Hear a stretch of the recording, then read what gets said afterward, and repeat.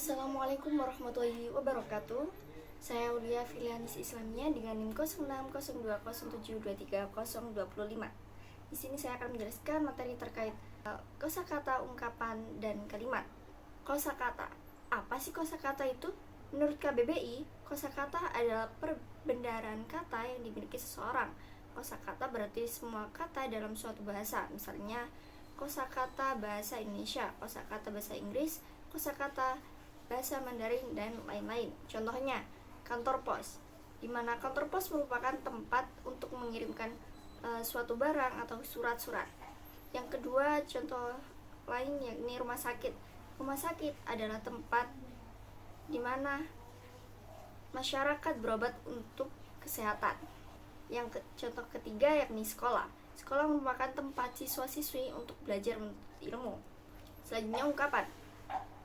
Apa sih ungkapan itu? Ungkapan adalah gabungan kata yang memiliki arti berbeda dengan asalnya. Contohnya, ayah pulang membawa buah tangan. Di sini, buah tangan bukan berarti buah yang berada di tangan ayah, akan tapi buah tangan merupakan kalimat kiasan yang mana artinya buah tangan di sini merupakan oleh-oleh. Jadi ayah pulang membawa oleh-oleh. Yang ketiga yakni kalimat. Kalimat merupakan satuan bahasa yang relatif berdiri sendiri, mempunyai pola intonasi final dan secara aktual ataupun potensial terdiri atas klausa. Kalimat secara umum digunakan secara lisan maupun tulisan. Secara umum, ada 4 jenis kalimat yang perlu dipahami. Kalimat dalam bahasa Indonesia dapat dibedakan menjadi kalimat simpleks, kompleks, majemuk, dan campuran. Kalimat simpleks yang pertama yakni kalimat simpleks, atau sering disebut dengan kalimat tunggal atau kalimat yang hanya terdiri atas satu klausa atau struktur predikat. Satu struktur predikat di dalam kalimat dapat berupa SP subjek predikat, SPO, SPO pelengkap, dan SPO keterangan atau SP keterangan. Contohnya, pada kalimat simpleks ini ialah ayah sedang duduk, yang mana ayah merupakan subjek, sedang duduk merupakan predikat. Contoh lain, ayah sedang menduduki kursi, di mana ayah merupakan subjek, sedang menduduki merupakan predikat, dan kursi merupakan objek. Selanjutnya yang kedua yakni kalimat kompleks. Kalimat kompleks atau sering disebut kalimat majemuk bertingkat adalah kalimat yang terdiri atas klausa utama dan klausa subordinatif. Oleh karena itu, hubungan antar kedua klausa dalam kalimat kompleks ini tidak sederajat atau tidak sejajar. Nah, contoh yang pertama yakni Sanita tetap berangkat meskipun hari telah gelap. Contoh yang kedua yakni ketika hujan turun, Safa masih berada di atas bus. Nah, contoh kalimat di atas merupakan kalimat kompleks sebab terdiri atas klausa utama dan klausa subordinatif.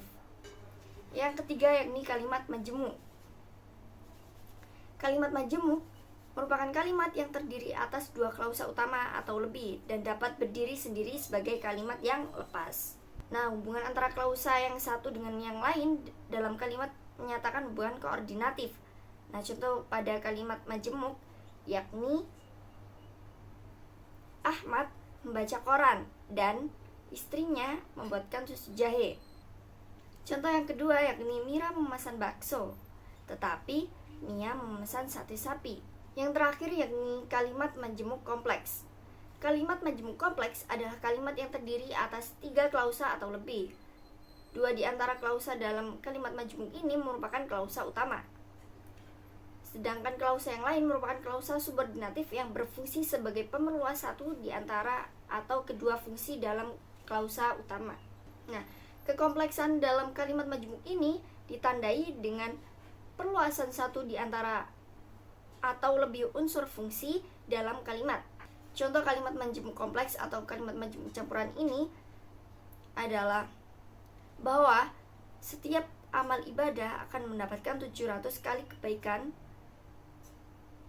yang sudah diketahui banyak orang, tetapi tidak semua orang mau melakukan karena manusia cenderung kikir. Sekian materi yang dapat saya sampaikan. Mohon maaf apabila ada salah kata. Wassalamualaikum warahmatullahi wabarakatuh.